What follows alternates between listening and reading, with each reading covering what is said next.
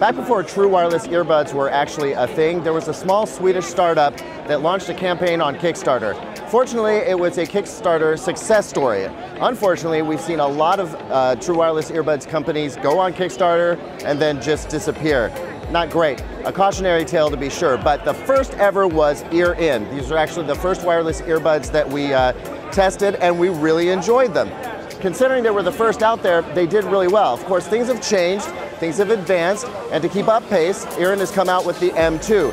Now, those have been on sale in Asia for quite some time, but they're just now coming to Europe, and you can just now purchase them in the United States. So let's take a closer look at them.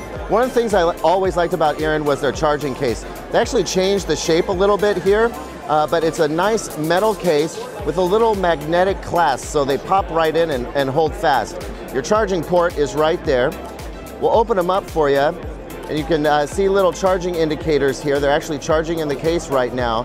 The case will charge them a total of 3 times in addition to a full charge of the earbuds. About 4 hours, so you can get a good 16 hours total between what's in the buds and the case recharging them. They have a new white version in addition to the traditional black, and if you're familiar with the originals, they changed the form factor a little bit. They used to be little silver bullets, and they changed up the near-field microphones, all right? So we've got comply tips right on the end. They're extremely light, way lighter than the original. And these are nice and compact, so they're not going to draw a lot of attention to your ears.